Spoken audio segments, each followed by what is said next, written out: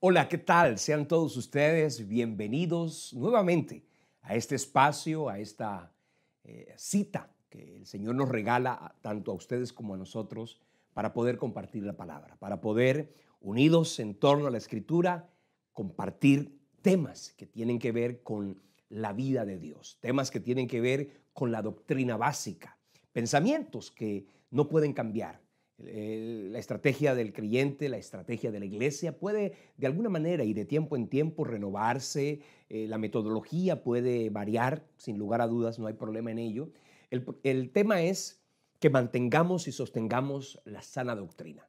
En lo esencial debe existir unidad, en lo esencial debe existir libertad y puede existir libertad, pero en lo esencial que es la doctrina, el fundamento, que ya la Escritura nos lo enseña, que es un fundamento sólido, que es un fundamento estable, que se llama Cristo, y sobre ese fundamento que es Cristo está la doctrina básica, está el pensamiento divino, están las Escrituras, la doctrina que obviamente le dará al creyente, a la iglesia, al ministerio, a la vida misma, estabilidad y solidez. Así que quiero invitarles a que hoy, como siempre, puedan unirnos, se puedan unir con nosotros a esta enseñanza y aprender lo que el Señor hoy nos va a compartir. Hoy vamos a hablar, esta noche es una noche importante porque vamos a hablar de un tema que puede ser de alguna forma controversial, que en algunos lugares puede ser tenido de forma con una gran prelación, se puede expresar en algunos lugares y yo he ido a iglesias cuando tengo la oportunidad de predicar en uno o en otro lugar, cuando hablamos de este punto, encuentro que hay iglesias o hay lugares donde este tema es tratado con excesiva, digamos, con una enseñanza profunda y excesiva.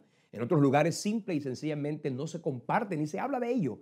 Y hay otros lugares que mantienen un equilibrio, que es lo que para mí debe ser muy importante. Hoy vamos a hablar de lo que es la llenura del Espíritu Santo. Hoy vamos a hablar de lo que es el bautismo en el Espíritu Santo y además la evidencia física inicial de hablar en otras lenguas, que como les decía, en algunos lugares se puede tener como algo excesivo, en otros como algo absolutamente escaso. Entonces vamos a compartir ese punto y vamos a hablar acerca también de los dones espirituales, que el apóstol Pablo dijo allá en la primera de los Corintios, capítulo 12, versículo 1, que algunos lugares han ignorado esos dones espirituales. Así que hoy vamos a compartir ese tema y quiero invitarte para que tomes nota. No es simplemente una enseñanza, no quiero que veas esto como un compartir. Yo escucho una enseñanza, no quiero invitarte a que tomes nota, a que profundices, a que afiances la doctrina que obviamente le va a dar a cada uno de nosotros, a la luz de las Escrituras, una mayor estabilidad. Y lo repito, pueden cambiar las formas, pueden cambiar las metodologías, pero el pensamiento y lo que Dios ha establecido no puede ni debe cambiar. El apóstol Pablo dijo, a mí no me es molesto deciros las mismas cosas y para vosotros es provecho. Hay predicadores, hay maestros que pretenden decir cosas que nadie ha dicho. Hay gente que pretende enseñar lo que nadie jamás ha enseñado, es decir, lo que a nadie jamás se le ocurrió. Pretexto de traer una nueva revelación. Lo que pienso que nosotros tenemos que hacer es mantener la doctrina básica. Y si eso está claro, y si eso está en el corazón afianzado, pues obviamente pueden llegar algunas iluminaciones particulares de la metodología, de la forma y de la manera de vivir nuestra vida cristiana. Pero el fundamento no puede cambiar, la doctrina no debe cambiar. Y esto le va a dar a la iglesia, al cristiano, al ministerio, al servicio, estabilidad. Así que quiero invitarte a que, por favor, te mantengas en sintonía en este tiempo. Si estás en vivo y en directo, pues es muy sencillo. Comparte el link con otras personas. Si estás en YouTube, es muy sencillo tomar el link y compartirlo con otras personas. De más está decirte que espero que te encuentres suscrito a nuestro canal.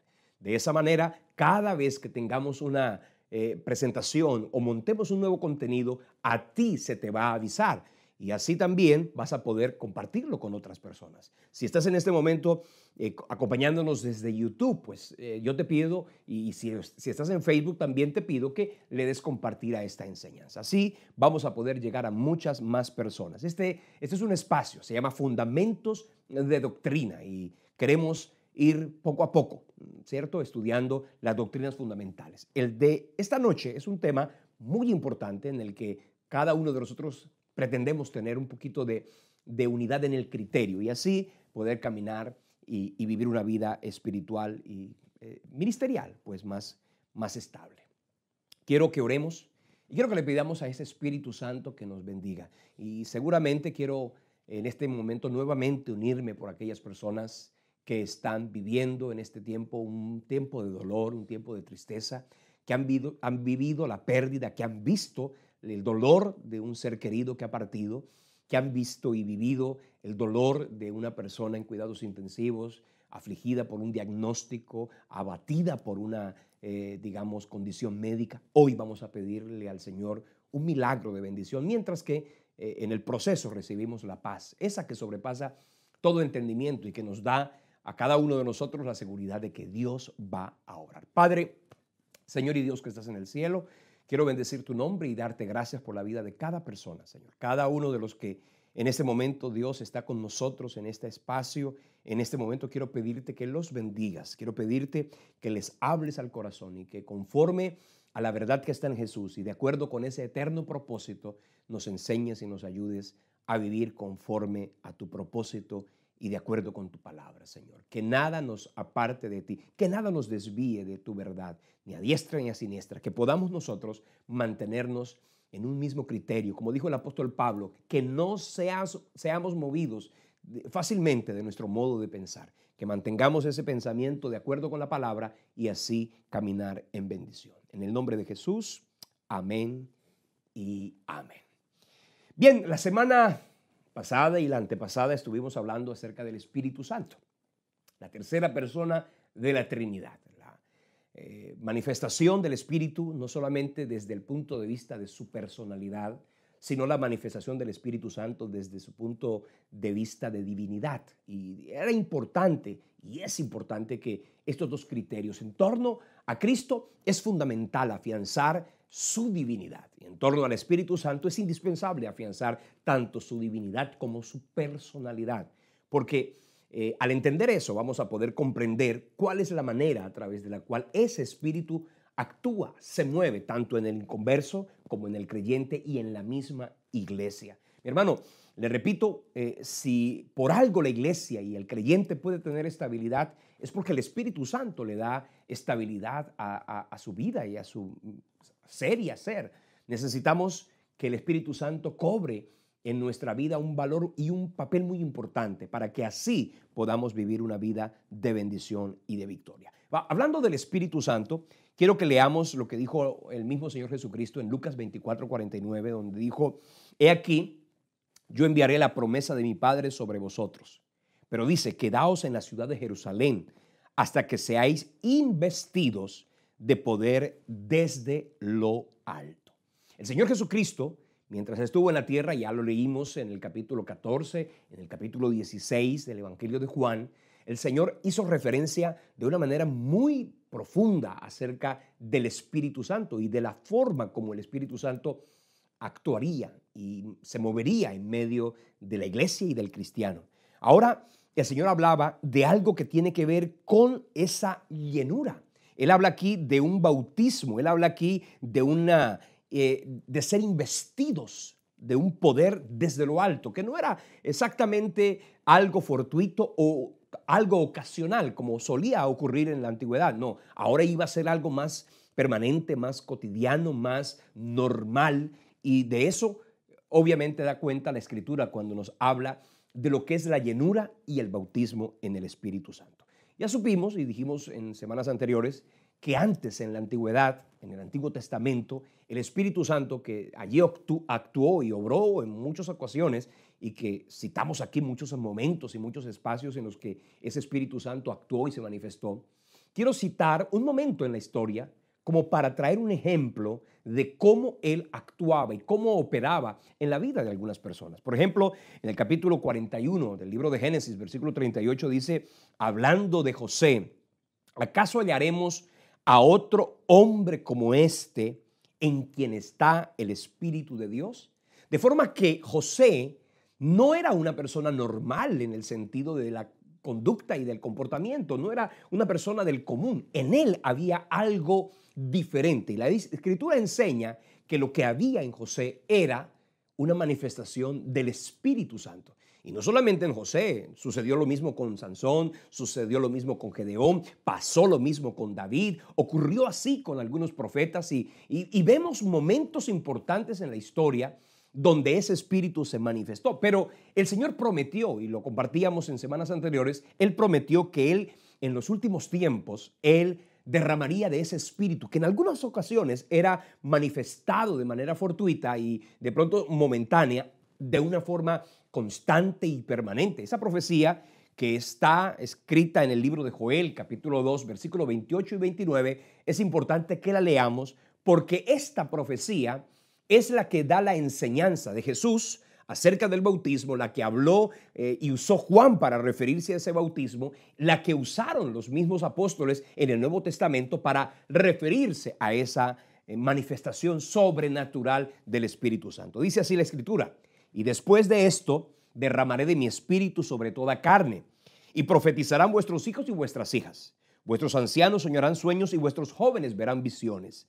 Y también sobre los siervos y sobre las siervas, dice, derramaré mi espíritu en aquellos días. De forma que el Señor ahí está diciendo que Él iba a derramar su espíritu. Ahora, cuando llegó el Bautista, Juan el Bautista, él tenía muy claro, porque él tuvo un ministerio de bautizador, pero él no se refería a ese bautismo meramente. Él hablaba y dijo en una ocasión: yo a la verdad los bautizo a ustedes en agua para arrepentimiento, pero viene otro al que yo no soy digno de desatarle el calzado de sus pies. Él los bautizará con Espíritu Santo y fuego. Eso está allá en el libro de Mateo, capítulo 3, versículo 11. En el capítulo 1 de Juan, versículo 33, dice: y yo no le conocía, pero el que me envió a bautizar con agua, aquel me dijo: sobre quien veas descender el Espíritu y que permanece sobre él, es él el que bautiza con el Espíritu Santo. Juan el Bautista sabía que un día el Espíritu Santo se manifestaría sobre el ungido, sobre el Mesías, que básicamente y realmente era el Señor Jesucristo. Y Juan el Bautista pudo ver la forma como ese Espíritu se posó en Jesús. En el bautismo ya ustedes saben que se oyó una voz del cielo que decía: este es mi Hijo amado en quien tengo complacencia. Vino el Espíritu en forma corporal como de paloma y allí hubo una manifestación de la Trinidad de una manera gloriosa. Y esa profecía que al Juan el Bautista le quedó clara era la profecía que luego Jesús en su ministerio afianzaría no en una, sino en varias ocasiones. Esa promesa que Jesús, cuando les enseñó, usted acuerda que estuvo con ellos durante 3 años, les habló, les ministró, les enseñó, pero Él les dijo: saben, aunque yo los he acompañado y les he de pronto respaldado en su ministerio, en su vida espiritual, les conviene que yo me vaya, porque cuando yo me vaya, vendrá sobre ustedes y para ustedes el Espíritu Santo, el Consolador. Juan 14, 16 dice así: y yo rogaré al Padre, y Él os dará otro Consolador para que esté con vosotros para siempre. Dice: el Espíritu de verdad, el cual el mundo no puede recibir porque no le ve ni le conoce, pero vosotros le conocéis porque mora con vosotros y estará en vosotros. Y dice aquí: no os dejaré huérfanos, vendré a vosotros. En el capítulo 16 también del libro de Juan, en el versículo 7 dice: os conviene que yo me vaya, porque si yo no me fuera, dice, el Consolador no vendría a vosotros, mas si me fuere, dice, os lo enviaré. Cuando Jesús enseñó esto y cuando habló de esto, todavía no se había entregado en muerte. Cuando ya Jesús muere y resucita, después de aquello, los discípulos se llenaron de una alegría al saber que el Mesías, el Señor, el Salvador había vuelto a la vida, había resucitado entre los muertos. Pero Jesús les dice: ahora es el momento de partir. Y el Señor les dice: no se preocupen, aunque yo me voy literalmente de la tierra, yo voy a hacer algo, y es que enviaré a ustedes el Espíritu Santo. Dice Hechos, capítulo 1, versículos 5 y 8, lo siguiente: porque Juan ciertamente bautizó con aguas, mas vosotros, dice, seréis bautizados con el Espíritu Santo dentro de no muchos días. Dice el versículo 8, que es fundamental que usted lo tenga presente, dice: pero recibiréis poder cuando haya venido sobre vosotros el Espíritu Santo, Y entonces me seréis testigos en Jerusalén, dice, en toda Judea, en Samaria y hasta lo último de la tierra. De manera que cuando Jesús expresa y declara eso, ¿se acuerdan que Jesús resucita? 40 días estuvo Jesús con ellos, 40 días donde se manifestó, donde mostró su poder, donde mostró sus heridas, ya no en un cuerpo mortal, sino en un cuerpo glorificado, ¿cierto? Pero Él les dice, después de 40 días, quédense hasta que sean revestidos de poder desde lo alto. Y entonces, 10 días más tarde, en lo que se denomina la fiesta del Pentecostés, la fiesta de la semana, 50 días después, llega el Espíritu Santo. Y me gusta mucho porque si yo leo la Escritura, allá en el capítulo 2 del libro de los Hechos, leo lo siguiente, dice el versículo 1, voy a leer hasta el 4, dice, cuando llegó el día de Pentecostés, estaban todos unánimes juntos. Y de repente vino del cielo un estruendo como de un viento recio que soplaba, el cual llenó la casa de todos los que estaban sentados. Y se les aparecieron lenguas repartidas como de fuego, asentándose sobre cada uno de ellos. Y dice, y fueron todos llenos del Espíritu Santo y comenzaron a hablar en otras lenguas, según el Espíritu les daba que hablasen.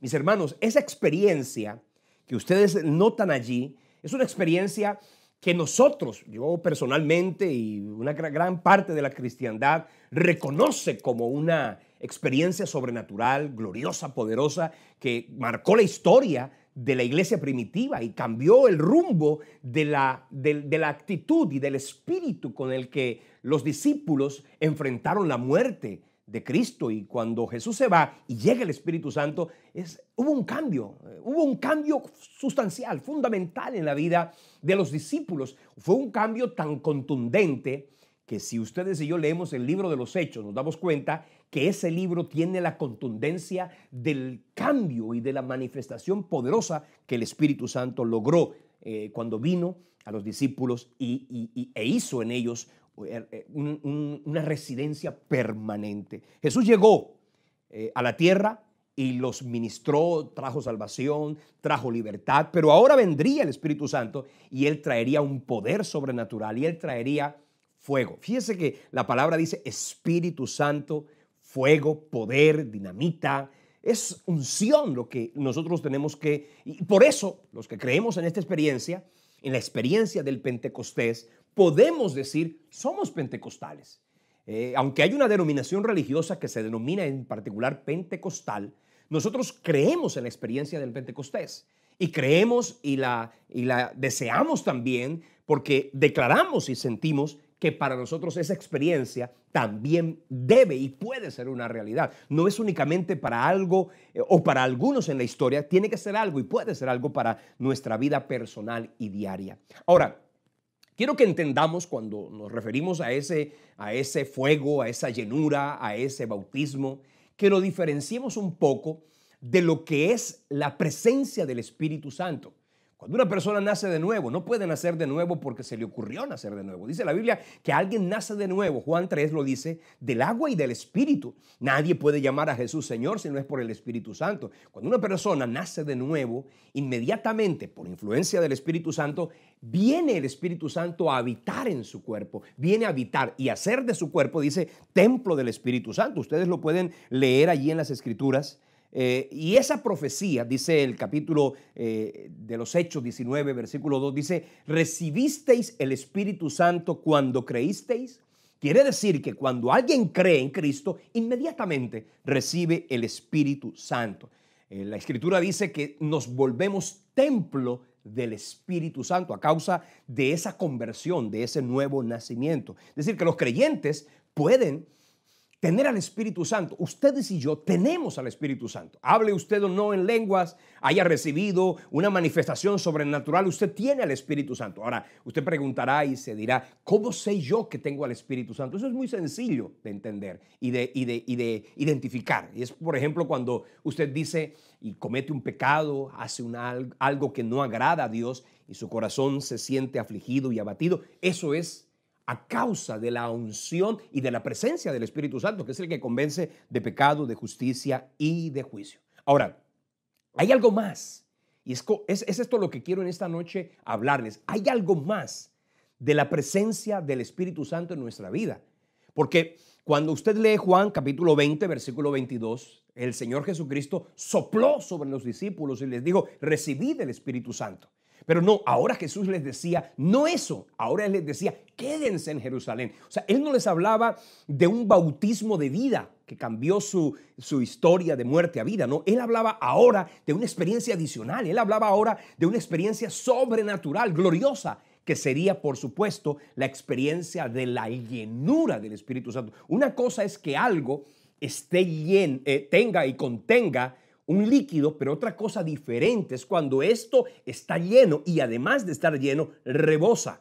Ustedes todos han debido recordar en este momento el pasaje aquel que se encuentra en el libro de Juan, capítulo 7, versículo 37 y 38, cuando dice, en el último y gran día de la fiesta, Jesucristo se puso en pie y alzó la voz diciendo, si alguno tiene sed, venga a mí y beba. Porque el que cree en mí, como dice la Escritura, de su interior correrán ríos de agua viva. Y dice el versículo siguiente, y esto lo dijo del Espíritu Santo que habrían de recibir los que creyesen en él. En ese momento Jesús estaba diciendo, una cosa es tener al Espíritu Santo, pero otra cosa es ser lleno y rebosar de ese Espíritu. Y por eso el apóstol Pablo, cuando le escribió a los Efesios en el capítulo 5, versículo 18, dijo que nosotros podemos y debemos anhelar ser llenos del Espíritu Santo. Dice, no os embriaguéis con vino, en lo cual hay disolución, sino antes bien, dice, sed llenos del Espíritu Santo. Ahora, lleno. Habla de la llenura, habla de un líquido, y para todos es sabido que el agua representa tanto a la palabra como al Espíritu Santo. Cuando Jesús dijo, de su interior correrán ríos de agua viva, escuche, Jesucristo no es el agua viva. Oiga bien esto, Jesucristo es la fuente de agua viva. Jesucristo es el que suministra al Espíritu Santo. Jesucristo es el que entrega esa gloria, el que bautiza. Y muchas personas no han sido bautizadas con el Espíritu Santo y fuego porque le están diciendo, Espíritu Santo, bautízame. Escúchame, no es el Espíritu Santo el que bautiza. Quien bautiza, y la palabra lo dijo claramente, Él, hablando de Jesús, Juan el Bautista lo declaró, Él os bautizará con el Espíritu Santo, porque Cristo es la fuente de agua viva. Así lo enseña la Escritura. Ahora, leyendo las Escrituras y en particular estudiando el libro de los Hechos, nos damos cuenta que no solamente lo que ocurrió en el capítulo 2 se quedó allí, no, allí encontramos que esa experiencia se multiplicó y se duplicó en otros momentos del capítulo. 28 capítulos tiene el libro de los Hechos. Y ahí usted va a encontrar muchos momentos y en varias ocasiones donde los discípulos que ya habían sido llenos del Espíritu Santo en el capítulo 2 volvieron a ser llenos, y donde vemos a otros simplemente por el hecho de recibir al Espíritu, a Cristo, y después de haberles impuesto las manos, fueron llenos del Espíritu Santo, y en algunos de esos, la mayoría de esos momentos que la Biblia utiliza esa expresión, ser llenos del Espíritu Santo, entonces dice, comenzaron a hablar en otras lenguas. Ahí usted puede ir conmigo a Hechos capítulo 2, versículo 38, dice, Pedro les dijo, arrepentíos y bautícense cada uno de vosotros en el nombre de Jesucristo para perdón de los pecados y recibiréis el don del Espíritu Santo. Fíjese que cuando la Biblia habla del don del Espíritu Santo, se refiere particularmente a esa experiencia que es la experiencia del bautismo, de la llenura del Espíritu Santo. Hechos 2:4 lo dice, lo leíamos ahorita, y fueron todos llenos del Espíritu Santo y comenzaron a hablar en otras lenguas, según el Espíritu les daba que hablases. Hechos 2:33 dice, así que exaltado por la diestra de Dios, y habiendo recibido del Padre la promesa del Espíritu Santo, ha derramado esto que vosotros veis y oís. Es decir, un derramamiento. Lo que profetizó Joel en el capítulo 2, versículo 28, se cumplió inicialmente en esa experiencia del Pentecostés y posteriormente una y otra vez en la vida de la iglesia primitiva, de la iglesia apostólica, de la iglesia medieval, de la iglesia actual, de la iglesia contemporánea. Ese espíritu se ha derramado y se ha manifestado en la tierra. Ahora, leyendo por ejemplo Hechos capítulo 8, versículo 14, dice así, cuando los apóstoles que estaban en Jerusalén oyeron que Samaria había recibido la palabra de Dios, enviaron allí a Pedro y a Juan, los cuales habiendo venido, oraron por ellos para que recibiesen el Espíritu Santo, porque aún no había descendido sobre ninguno de ellos, sino que solamente habían sido bautizados en el nombre de Jesús. Entonces dice, les imponían las manos y dice, recibían al Espíritu Santo. Es decir, que había una manifestación posterior y adicional al momento en que ellos recibían y reconocían a Jesucristo como su Señor y Salvador personal. En Hechos 10:44 también dice, mientras aún Pedro hablaba estas palabras, el Espíritu Santo cayó sobre todos los que lo oían en el discurso. Es decir, el Espíritu Santo se manifestó. Y ese bautismo que se denomina, para decirlo de alguna manera, un bautismo de poder, que pudiera convertirse en una diferenciación al decir que el nuevo nacimiento sería el bautismo de vida. El bautismo de vida que sería pasar de muerte a vida, mientras el bautismo de poder que lo entrega el Señor Jesucristo es para que el creyente que ha nacido de nuevo ahora sea revestido, investido de un poder sobrenatural. Y esa llenura la Biblia la reconoce como una manifestación especial, sobrenatural, adicional a la experiencia del nuevo nacimiento. En doctrina, esto se denomina la doctrina del bautismo en el Espíritu Santo. Escúcheme bien esto que le voy a decir. Cuando una persona tiene el Espíritu Santo es porque ha nacido de nuevo. Cuando una persona ha sido llena del Espíritu Santo por primera vez, se puede decir que esa primera llenura sobrenatural que rebosa es el bautismo en el Espíritu Santo. Y en la Biblia, como le decíamos, hay una manifestación que es la de hablar en otras lenguas. Ahora vamos a tratar de mencionar un poco eso. Pero dice que después, una y otra vez, en repetidas ocasiones, pudieron volver a ser llenos del Espíritu Santo. Es decir, que una persona puede ser bautizada en el Espíritu Santo o con el Espíritu Santo una vez, pero puede ser llena una vez y otra vez y otra vez, tantas veces el creyente anhele y tantas veces el creyente lo desee. Cuando usamos la palabra bautismo, eso es una palabra griega, por supuesto, que significa sumergir. Y esta palabra tiene no solamente la indicación de entrar en un líquido, no, también tiene una connotación, es quedar empapado, quedar untado, quedar saturado. Eso es lo que dice la expresión del bautizo griego. Ahora, la palabra iba un poco más allá cuando decía, por ejemplo, cuando una tela de algodón era introducida en una tinta.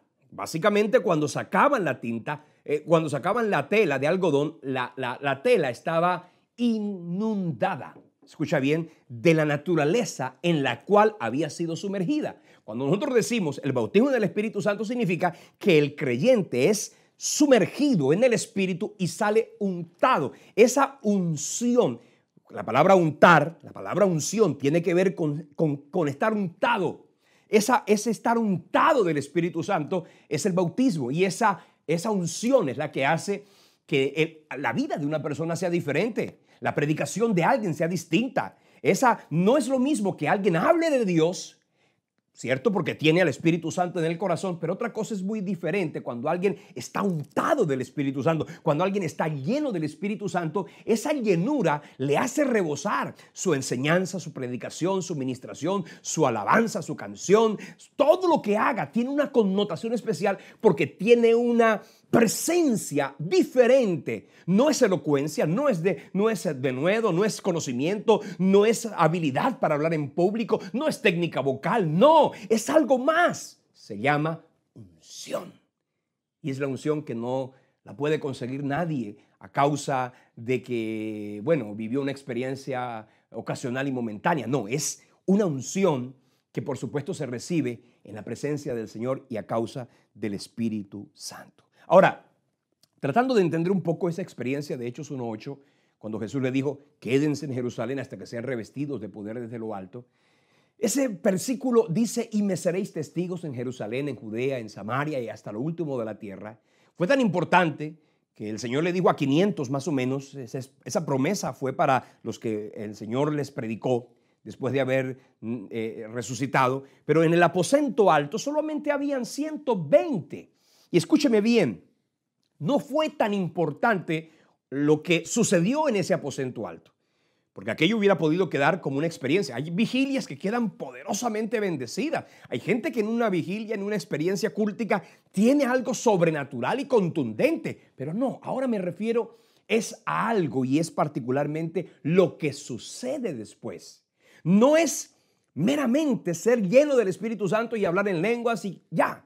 No, es lo que sucede posteriormente a esa llenura, a ese revestimiento, a ese bautismo. ¿Para qué era el bautismo en el Espíritu Santo? ¿Y qué efectos iba a tener? Les voy a mirar cuáles eran las repercusiones de ese bautismo. Voy a hablarles por lo menos de unas de esas repercusiones que yo leo en las Escrituras. Primero, el bautismo en el Espíritu Santo haría que el creyente nacido de nuevo ahora pudiera participar de la naturaleza del Espíritu con poder y gloria. Lo que antes ocurría en el Antiguo Testamento de manera ocasional y momentánea, ahora comenzaría a ocurrir de manera más cotidiana, más normal, más del común, del diario vivir. Y esto, por supuesto, implicaba que alguien estaba untado del Espíritu Santo. Si alguien se perfuma, oye, eso se siente. Si alguien se coloca un perfume, cualquiera que sea, ¿cierto? Se siente, huele. Pues déjeme decirle, quien tiene la unción del Espíritu Santo, quien está revestido, quien está bautizado, quien tiene la llenura del Espíritu Santo en su vida, por supuesto que huele, su vida huele, su testimonio huele, su ministerio huele, todo trasciende a causa de una gloria que por supuesto no es normal. Les repito, no es la elocuencia, no es el denuedo, no es la experiencia, no es el conocimiento, no es la habilidad, no, es algo sobrenatural. Porque cuando los discípulos comenzaron a hablar de la manera como hablaron después de haber sido llenos del Espíritu Santo, dice la Biblia que la gente se maravillaba y decía, oye, ven acá, ¿cómo ellos hablan con tanta vehemencia, con tanta elocuencia? Sabían que eran gente del vulgo, que no tenían mucha preparación ni mucho conocimiento, pero el Espíritu Santo les había revestido de una gloria especial. Ese bautismo en el Espíritu Santo no solamente les llevaría a participar de su naturaleza, sino que también les llevaría a tener una relación muchísimo más íntima con Cristo. La llenura del Espíritu Santo con el Espíritu Santo hace que el creyente tenga mayor intimidad, que sea una vida de mayor dimensión espiritual, de mayor gloria, de mayor fuego, de mayor pasión. Una persona llena del Espíritu Santo llega al culto y en vez de estar mirando lejos, adora, alaba, exalta, reconoce mientras ora, sabe que la oración tiene poder, mientras la gente predica, sabe que la predicación tiene contundencia. Y no se queda en la superficialidad cúltica como quien está mirando algo que ocurre alrededor, sino alguien que se llena de esa gloria y además transporta esa gloria donde quiera que vaya. No únicamente en la experiencia del servicio, sino también cuando va a trabajar, cuando está en la calle, cuando está en la casa. Y esto, por supuesto, transforma el ambiente y el entorno. La llenura del Espíritu Santo y ese bautismo llena la vida de una persona de pureza, de entrega y de consagración. El Espíritu Santo es el que convence, es el que redarguye, es el que transforma, es el que santifica. Una persona que está llena del Espíritu Santo, ojo, no hay que estar perfectamente puro para ser lleno del Espíritu Santo. No, es que hay que tener al Espíritu Santo para llegar a crecer en ese nivel de pureza y de santificación que solo puede provenir de la gloria y de la presencia del Señor. Como cuando ustedes leen conmigo allá en el libro de Isaías capítulo 6, cuando el Espíritu o cuando Isaías experimentó la gloria del Señor, fue la presencia de Dios la que lo transformó. Y la llenura del Espíritu Santo hace otra cosa y es que trae en la vida del creyente, del que ha sido bautizado, un poder sobrenatural para el servicio cristiano. Jesús lo dijo, el poder es para que me sean testigos. Y esa palabra testigo tiene una connotación no solamente de entrega, de experiencia, de comunión, de intimidad, también tiene una connotación de trascendencia, ser testigo. Inclusive la palabra que utiliza allí el pasaje es la palabra griega mártir, me seréis mártires, es decir, gente que pudiera inclusive dar su propia vida a causa de su comunión y de su pasión por el Señor. Hechos 4:8, para referirnos un poquito a esa forma como la vida de una persona llena del Espíritu cambia, dice Pedro, lleno del Espíritu Santo, les habló a los gobernantes y además a los ancianos de Israel, el que se escondía, el que estaba trémulamente detrás de alguien para que no lo vieran. Él ahora, lleno del Espíritu Santo, se levantó. La predicación, dice la Escritura, que llegó hasta convertir 3,000 personas. Hechos 4:31 dice, cuando hubieron orado, el lugar en el que estaban congregados tembló Y todos fueron llenos del Espíritu Santo y hablaban con denuedo la palabra del Señor. Fíjese la consecuencia de la llenura, hablar con denuedo la palabra del Señor. Hechos 6:3, mira lo que dice: buscad pues, hermanos, entre vosotros a 7 varones de buen testimonio, llenos del Espíritu Santo y de sabiduría, a quienes encarguemos este trabajo. Cuando eligieron a los diáconos de la iglesia primitiva, se necesitaba que el que sirviera en la obra de Dios estuviera lleno del Espíritu Santo, porque eso garantizaría el enfoque, el propósito y la entrega de una manera poderosa. Hechos 6:4 lo dice: nosotros entonces persistiremos en la oración y en el ministerio de la palabra. Ahora, ¿qué hace también el Espíritu Santo y esa llenura en la vida de una persona? Ese bautismo trae manifestaciones sobrenaturales. Mi hermano, escuche bien esto. De la misma manera como Jesucristo estuvo en la tierra y se manifestaron a través de él las profecías de Isaías, que él sanaría a los enfermos, que libertaría a los cautivos, que le daría vista a los ciegos, a los presos, apertura de la cárcel, que esa gloria no fue tanto por su divinidad como por ser lleno del Espíritu Santo. Hechos 10:38, mira lo que dice: como Dios ungió con el Espíritu Santo y con poder a Jesús de Nazaret, y cómo éste anduvo haciendo bienes y sanando a todos los oprimidos por el diablo, porque Dios estaba con él. Luego entonces lo sobrenatural es consecuencia de la comunión y de la intimidad del Espíritu Santo. Marcos 16:17, el Señor Jesucristo dijo: estas señales seguirán a los que creen. Aquellos que iban a recibir al Espíritu Santo ahora tendrían una gloria sobrenatural. Mira lo que dice: en mi nombre echarán fuera demonios, hablarán nuevas lenguas, tomarán en la mano serpientes, y dice: y si bebieren cosa mortífera no les harán daño, y si sobre los enfermos imponen sus manos, ellos sanarán. Y escúcheme, mi hermano, nosotros necesitamos dejar de vivir una vida donde solo se experimenta un predicador, porque casi como que en algunos lugares el cristianismo se circunscribe a: yo voy a la iglesia, canto un coro y escucho un predicador y hago una oración. Mi hermano, necesitamos ir más allá. Necesitamos trascender el mundo de hoy, abatido, afligido, agobiado. El mundo completamente lleno de tribulación y de angustia necesita ese poder. Y ese poder está disponible para aquel que cree y aquel que busca la presencia del Señor de una manera poderosa. Mira lo que dice Hechos 19:6. Habiéndoles impuesto las manos, vino sobre ellos el Espíritu Santo y hablaban en lenguas y profetizaban. Mi hermano, esa manifestación de poder, sin lugar a dudas, traería en la vida de los creyentes una manifestación gloriosa. Ahora, ¿qué más hace el bautismo en la vida de una persona? ¿Qué más hace? Esa llenura le da al creyente una vida plena. Y usted puede leer allá el libro de los Hechos, el libro de Romanos capítulo 8, donde habla de la vida en el Espíritu. No es lo mismo vivir una vida cristiana en la carnalidad que vivir una vida cristiana en la espiritualidad. Porque todos sabemos que hay 3 tipos de seres humanos. El hombre natural, el que no percibe las cosas del Espíritu porque para él son locura y no las puede entender porque tienen que discernirse espiritualmente. El hombre carnal y el hombre espiritual. Entonces, mis hermanos, necesitamos menos carnalidad y más espiritualidad. Y para tener más espiritualidad necesitamos, sin lugar a dudas, al Espíritu Santo. El bautismo tiene unas características especiales, y es que no es únicamente la conversión, es algo adicional a esto, donde el creyente experimenta un recibimiento de poder, una vida señalada por lo milagroso, por lo sobrenatural, por la contundencia de un testimonio y de una evidencia de esa llenura que en la Biblia dice hablar en lenguas. Algunos han hablado mal del concepto de hablar en lengua. Yo he escuchado a gente diciendo: Dios no quiere que tú hables en lengua, Dios quiere únicamente que controles la lengua. No, hermano, el Espíritu Santo no solamente te llevará a controlar la lengua, sino que te llevará a hablar en otras lenguas. Y voy a hablarles un poquito de eso, de esa experiencia que la Biblia denomina el hablar en lenguas.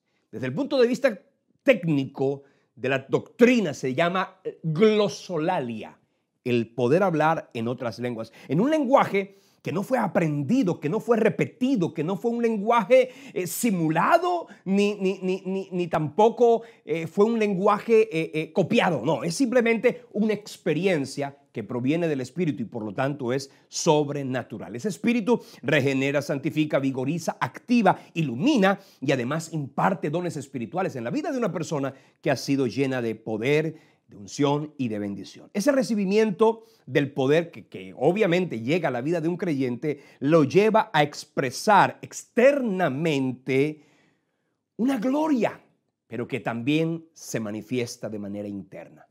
La gloria del Espíritu Santo en la vida del creyente trasciende a través de su testimonio y su ministerio, pero también esa gloria lo lleva a una renovación, a una transformación. Lo que ocurre en el interior del que ha sido lleno del Espíritu Santo, la Biblia lo llama el fruto del Espíritu. Gálatas 5, 22 y 23 lo dice: más el fruto del Espíritu es amor, gozo, paz, paciencia, benignidad, bondad, fe, mansedumbre y templanza. Ese fruto, que son 9 virtudes, son exactamente el carácter de Cristo. El Espíritu Santo hace que en nosotros se manifieste el carácter de Cristo por su presencia. Pero más allá y adicional a eso, no es en vez de. Es que algunos dicen: no, yo no necesito mostrar el poder de Dios, yo necesito simplemente tener una vida de testimonio. No, es que es una cosa y la otra. Es necesario hacer lo uno sin dejar de hacer lo otro. Hablemos de las lenguas. Hablemos de esa manifestación que en la Escritura, en el capítulo 2 de los Hechos, dice que hablaron en otras lenguas en el Espíritu les daba que hablasen. En esa manifestación inicial, la Biblia dice que ellos hablaron en lenguas que los que estaban en la concurrencia oyeron e identificaron. Y dice que no eran lenguas inentendibles, no, eran lenguas entendibles, porque los oían hablar en su propio idioma, dice la Biblia, las maravillas de Dios. Pero ¿sabes qué dice la primera carta a los Corintios, capítulo 13, versículo 1? Dice que hay lenguas humanas y hay lenguas angélicas.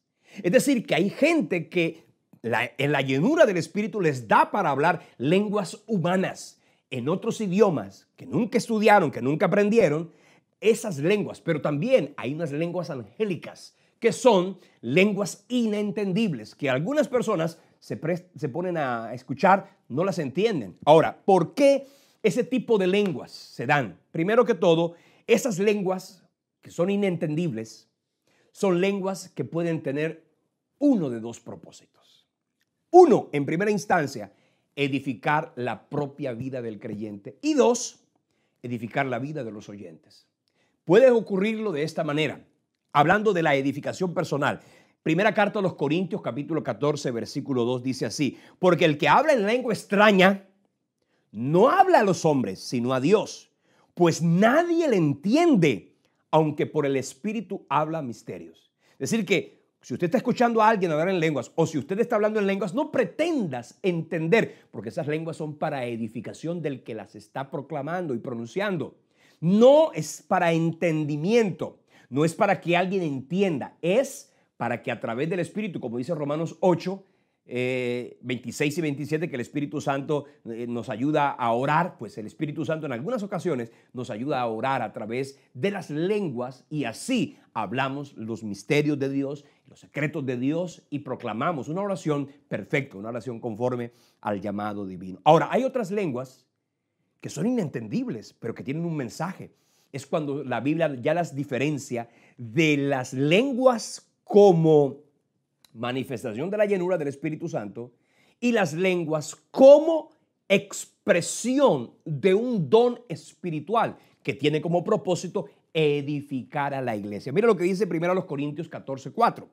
Dice: el que habla en lengua extraña a sí mismo se edifica, pero el que profetiza edifica a la iglesia. Es decir, la profecía, que puede ser en un idioma inentendible o en un idioma entendible, puede y debe ser para la edificación del cuerpo de Cristo. Fíjese la diferencia entre hablar en lenguas como una manifestación de la llenura y otra cosa es hablar en lenguas como un don.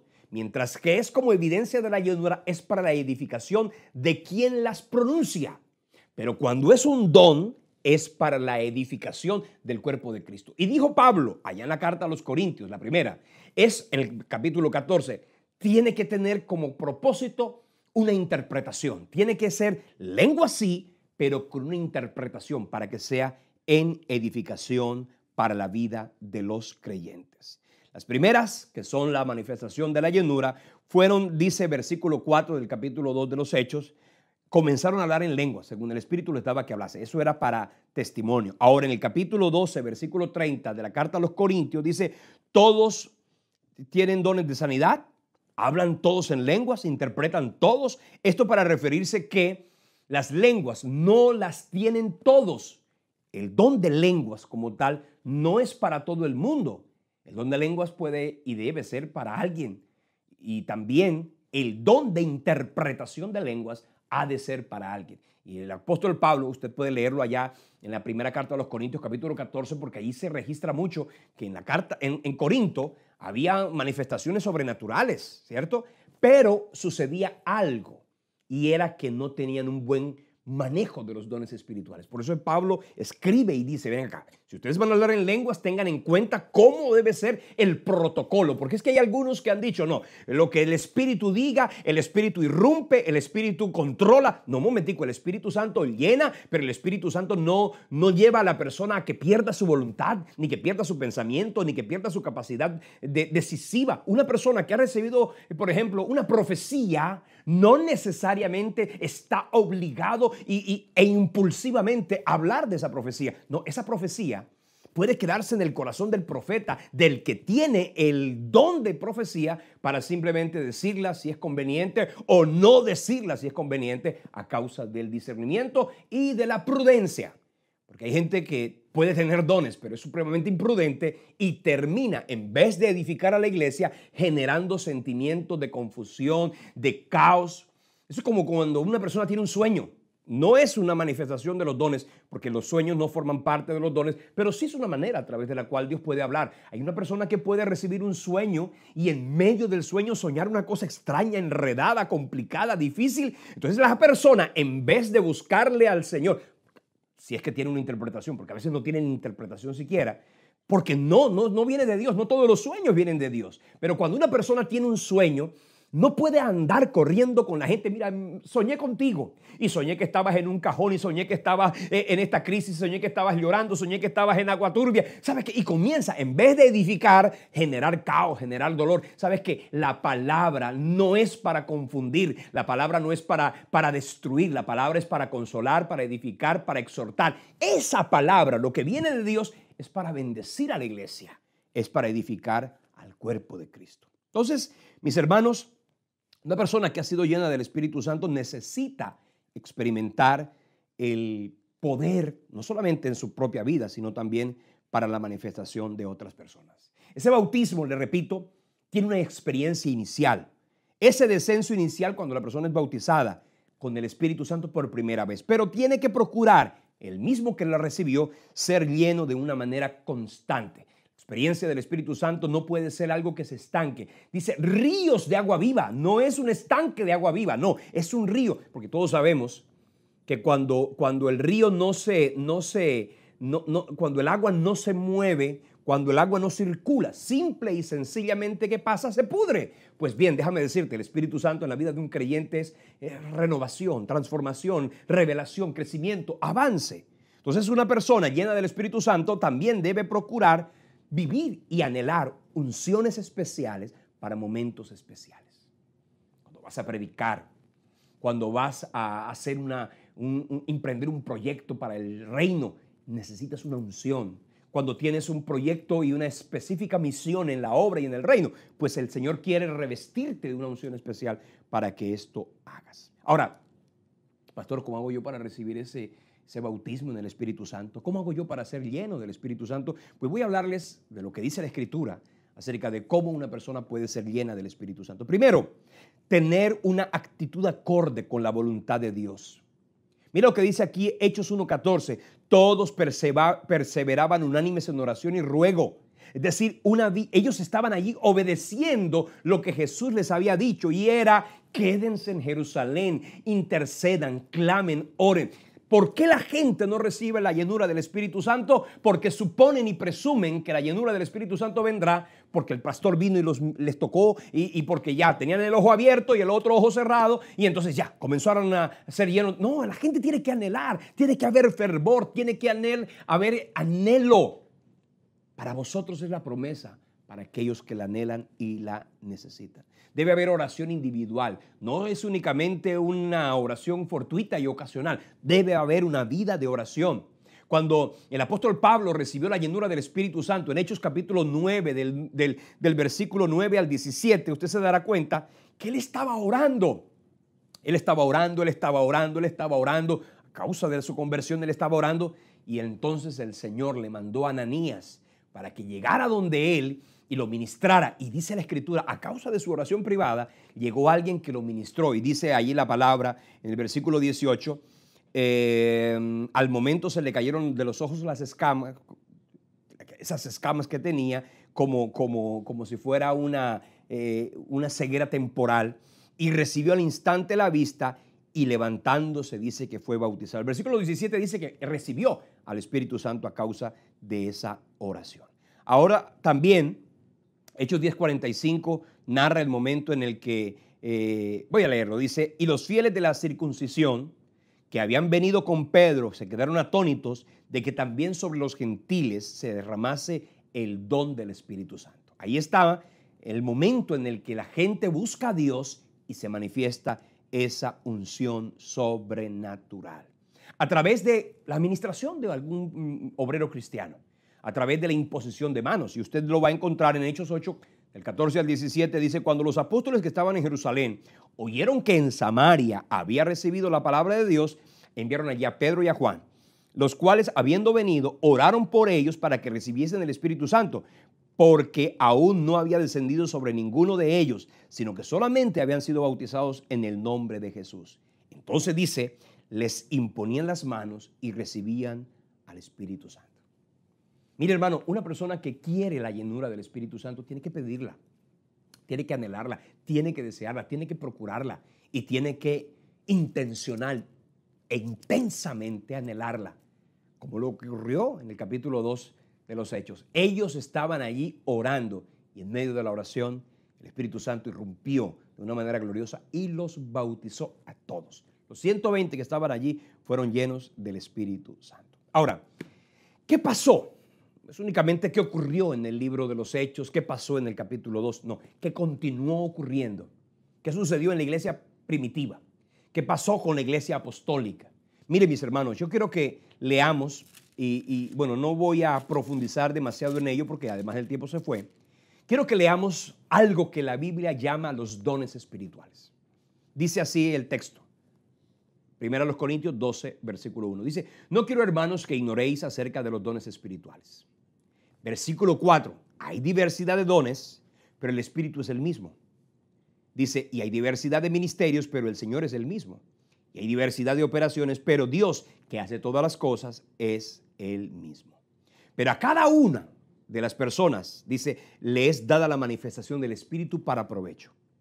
Porque a este es dada por el Espíritu palabra de sabiduría, a otro palabra de ciencia, según el mismo Espíritu, a otro fe, según el mismo Espíritu, a otro dones de sanidades por el mismo Espíritu, a otro el hacer milagros, a otro la profecía, a otro el discernimiento de espíritus, a otro los diversos géneros de lenguas y a otro la interpretación de las lenguas. Pero todas estas cosas las hace uno y el mismo Espíritu, repartiendo a cada uno en particular como Él quiere. Mire, esto que usted lee aquí comienza diciendo, no quiero, hermanos, que ignoréis acerca de los dones espirituales. ¿Sabes? Hay dones. Si usted lee en la Biblia, para hablar un poquito de lo que es la Trinidad, hay talentos que los da el Padre. Romanos capítulo 12 habla de los talentos. Hay ministerios que los da el Hijo, ¿cierto? Los 5 ministerios, profetas, evangelistas, apóstoles, pastores y maestros, que los da el Señor Jesucristo, y eso se encuentra allá en Efesios capítulo 4, versículos 11 y 12. Pero hay dones espirituales que los da el Espíritu Santo, y que dice aquí, los reparte como Él quiere. Son dones, 9 dones diferentes. Y esos 9 dones están distribuidos en 3 grupos. Dones de conocimiento o de revelación, donde estarían la palabra de sabiduría, la de ciencia y la de profecía. Están los dones de poder, las sanidades, los milagros y la fe. Está también los dones de entendimiento o también de inspiración, que sería el de discernimiento de espíritus, lenguas e interpretación de lenguas. Son 9 dones diferentes. Y yo simplemente los invito a que ustedes anhelen esos dones. Primero, a que indaguen un poco más acerca de los dones espirituales. Y también, por ejemplo, una cosa es cuando alguien ora por los enfermos y ellos sanan. Marcos 16, 17 lo leíamos ahorita, ¿cierto? Pero otra cosa es cuando una persona obedece esa ordenanza de Jesús de imponer las manos sobre los enfermos y que ellos sanen. Todo creyente y todo cristiano la puede hacer. Pero otra cosa es cuando alguien tiene el don de sanidades. Ese don de sanidades es algo especial, es algo sobrenatural. Los dones no son para la edificación de quienes los tienen. Los dones son para la edificación de la iglesia, del cuerpo de Cristo. Por ejemplo, el don de fe. El don de fe no es tener fe para sí mismo, no. El don de fe es tener fe para inspirar a los demás, porque dice la palabra, para la edificación del cuerpo de Cristo. Los dones no son para la personal y propia edificación y bendición y beneficio. Son para la edificación y bendición de aquellos que necesitan discernimiento, que necesitan sabiduría. Una cosa es la sabiduría normal, que dice Santiago que se la pidamos a Dios, que nos dará abundantemente y sin reproche. Es una sabiduría especial que Dios les regala a algunas personas de forma particular para que con base en ella puedan ayudar a edificar la vida de otras personas. Una cosa es, por ejemplo, el don de la profecía. Una cosa es tener el don profético y otra cosa es tener la palabra de profecía. La palabra de profecía no es únicamente profetizar o decir cosas que van a ocurrir. Es también hablar de parte del Señor y hablar en nombre de Dios. Esos dones espirituales, que son 9, dice la Escritura que los anhelemos. Si tú anhelas los dones espirituales, ¿sabes qué? Necesitamos manifestarlos. Y en estos tiempos necesitamos don de discernimiento. Discernimiento de espíritus, escuche bien, entender de dónde y cómo proviene el ataque del diablo. Discernimiento para identificar los peligros en los que la iglesia se puede encontrar en algún momento determinado. El don, óyeme, en este tiempo necesitamos tanto el don de sanidades para orar, para clamar, para interceder. ¿Sabes una cosa? Don para imponer sus manos sobre los enfermos y que haya actos sobrenaturales. Algunos dicen, no, esos dones eran para la época antigua, ya eso cesó. Y entonces citan pasajes como por ejemplo ese de la Escritura cuando dice, por ejemplo, que cesarán los dones. ¿Se acuerdan ustedes que hay algunas personas que dicen, no, ya los dones cesaron?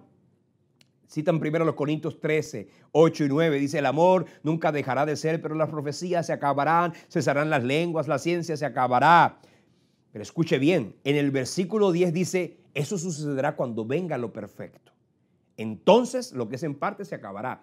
Todavía lo perfecto no ha llegado. Lo perfecto es cuando se consume la obra redentora en la glorificación. Mientras tanto, la iglesia tiene que combatir las tinieblas. La iglesia tiene que testificar del evangelio y del poder de Dios. Y eso, mi hermano, lo tenemos que hacer a través de la unción sobrenatural y poderosa del Espíritu Santo.